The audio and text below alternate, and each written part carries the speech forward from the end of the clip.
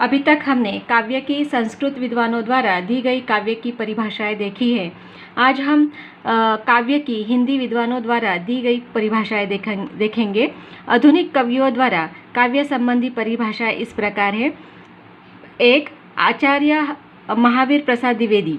कविता प्रभावशाली रचना है जो पाठक या श्रोता के मन पर आनंददायी प्रभाव डालती है। देखिए फिर से, कविता प्रभावशाली रचना है जो पाठक या श्रोता के मन पर आनंददायी प्रभाव डालती है। मनोभाव शब्दों का रूप धारण करते हैं, वही कविता है, चाहे वह पद्यात्मक हो चाहे गद्यात्मक। अगली परिभाषा उन्हीं की है। अंतःकरण की चित्तवृत्तियों के चित्र का नाम कविता है। इस प्रकार आचार्य महावीर प्रसाद द्विवेदी जी के इस परिभाषा में वह शब्द रचना है जो आनंददायी प्रभाव के स्पंदनकारी अवयवों तथा तत्वों का संकेत इस लक्षण परिभाषा में नहीं करते। दूसरी परिभाषा में समस्त मनोभावों का प्रकाशन कविता में हो जाता है, चाहे जो भी उसे जिस प्रकार करे, अतः यह उपयुक्त नहीं है। उनकी तीसरी परिभाषा में कविता की एकांगी और अस्पष्टता दिखाई देती है। अंतर्वृत्ति का चित्र कविता का एक रूप मात्र ही बनकर रह गया है। द्विवेदी जी ने काव्य और कविता को पर्याय रूप में प्रयुक्त किया है।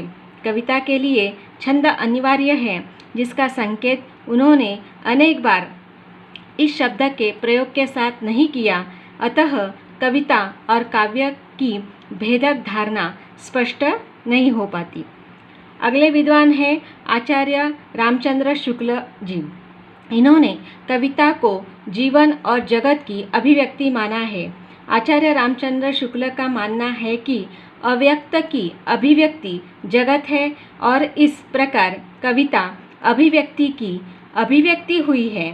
इस प्रकार परिभाषा से कविता की सदा रहने वाली नव्यता और विविधता का संकेत मिलता है, जो कि रमणीयता का स्वरूप है।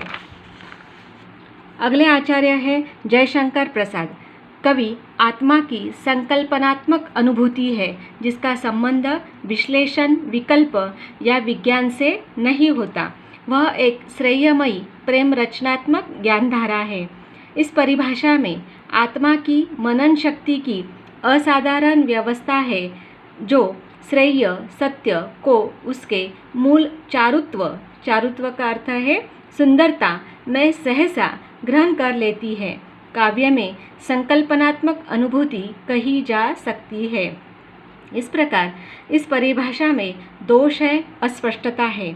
आत्मा की संकल्पनात्मक अनुभूति स्पष्ट नहीं, अर्थात आत्मा किसी ने देखी नहीं है, इसलिए हम काव्य आत्मा की संकल्पनात्मक अनुभूति है ऐसा नहीं मान सकते, क्योंकि संकल्प विकल्प मन के गुण है, आत्मा की विशेषता नहीं है। इस अनुभूति का विकल्प या वितर्क कैसा आदि अनेक शंकाएं उठती है। विज्ञान से संबंध न बताते हुए भी आगे प्रसाद जी इसे ज्ञानधारा मानते हैं, जो स्वतः विरोधी उक्ति प्रतीत होती है। हाँ, सहज ज्ञान से इसका संबंध जोड़ा जा सकता है, पर इसका स्पष्ट कथन आवश्यक था। दूसरे, प्रसाद जी ने काव्य को अनुभूति ही माना है, जबकि वास्तव में वह अभिव्यक्ति भी है। काव्य को ज्ञानधारा कहना यह तर्कसंगत नहीं है। अर्थात जयशंकर की परिभाषा को व्याख्यायित करते हुए हमने उसके दोष भी निकाले हैं। अगली विद्वत्ता है महादेवी वर्मा। महादेवी वर्मा कहती है, कविता कवि विशेष की भावनाओं का चित्रण है, और वह चित्रण इतना ठीक है कि उससे वैसी ही भावना किसी दूसरे के हृदय में आविर्भूत होती है। महादेवी वर्मा का यह विचार है कि कविता हमें असीम सत्य की झांकी दिखाती है।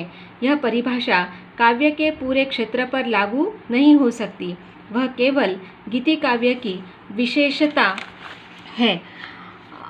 इसमें कवि विशेष की भावनाओं का चित्रण हो, इस चित्रण में वैसे ही भावनाएं किसी दूसरे के हृदय में उठे, यह भी आवश्यक नहीं है। विसंवादी भावनाएं भी उठ सकती है। इससे रमणीयता के अन्य अंग, ध्वनि, वक्रोक्ति, अलंकार आदि कहीं भी संकेत नहीं है। काव्य की परिभाषा के अंतिम हिंदी के विद्वान हैं सुमित्रा नंदन पंत। सुमित्रा नंदन पंत कहते हैं, कविता हमारे परिपूर्ण क्षणों की वाणी है। इस परिभाषा में परिपूर्ण क्षण कौन सा है यह स्पष्ट है। प्रत्येक व्यक्ति के जीवन में कोई ना कोई परिपूर्ण क्षण होगा, अतः उसकी भी वाणी कविता कही जा सकती है। ऐसी स्थिति में तो प्रत्येक व्यक्ति कवि होगा, पर वास्तव में ऐसा नहीं होता। इसलिए यह परिभाषा सर्वमान्य नहीं कही जा सकती। इस प्रकार हिंदी विद्वानों द्वारा दी गई हिंदी की काव्य की परिभाषाएं संपूर्ण हुई।